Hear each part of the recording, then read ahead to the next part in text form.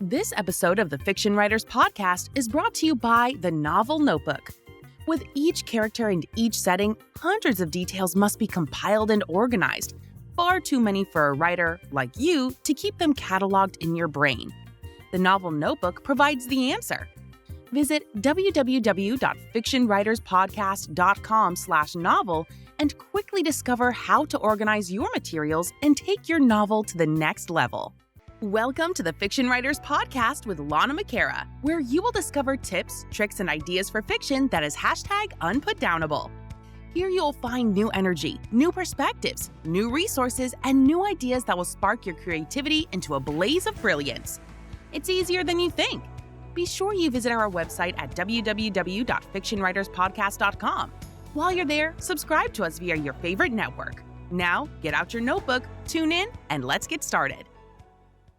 Your hero's pretty messed up, and that is a good thing.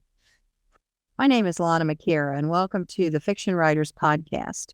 Tips, tricks, and ideas for fiction that is #unputdownable. Your hero's psychic wounds are so attached to the theme of the story. What is your story trying to portray? It could be that every person has a purpose in life, or bad guys don't get away with it, or you can hide a secret for a while, but not forever, and on and on. So what is your theme of your story? And if you have been following with me for a while, you know that the theme should mean something to you personally. And that's going to make it better in your book. But when we talk about this, we talk about psychic wounds of your main character. The first thing to think about is the theme. So let's say we're going to talk about You've Got Mail again. Bear with me. The theme of You've Got Mail, from my perspective, is that every person needs to have their own calling and purpose in life. We can't live in the shadow of our parents. We have to have our own calling. And so for Kathleen Kelly, her psychic wound was her mother died. And Kathleen Kelly is a young woman, so her mother wasn't that old. And when you see her in the movie, you see that she really wasn't that old. So there was some tragedy.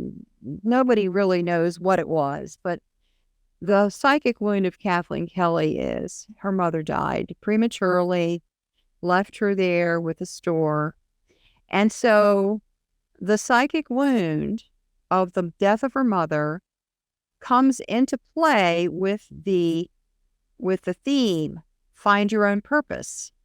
So the death of her mother made her feel pressured to keep the store going in her mother's memory. And it was also her means of earning a living. And the theme, you need to have your own purpose. So you see that this is creating tension. And that's what your psychic wound needs to do. It needs to create tension with the theme so that you can have the character growing and maturing and expanding to then embrace the theme at some point. And that is his point of growth for the story. So your psychic wound should create tension with the theme.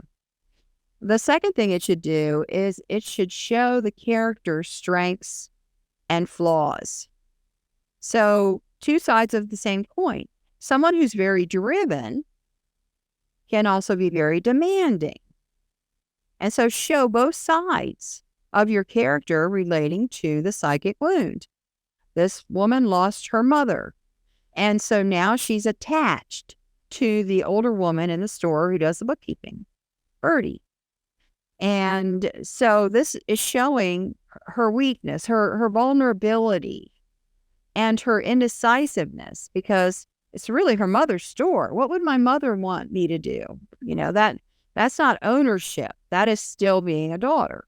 And so the psychic wound will demonstrate two sides of the coin with the personality of the person. That's going to give you multi-layered character, depth in the character. And then the third thing is that your psychic wound should be relatable, universal, and emotional. The reader should relate to it. They should connect to it. We all have that feeling of, I need my own purpose in life. I need to know what I'm doing. I need to know where I'm going. And so that theme of You've Got Mail resonates with the people who watch it at 3 levels: relatable, universal, and it is very emotional. And so when you're thinking about your character development, the psychic wound is like foundational for your story. In movies, you're going to see that. And I would encourage you to take a notebook, a piece of paper, your phone, something. And when you're watching a movie or reading a novel, what is the psychic wound of this person?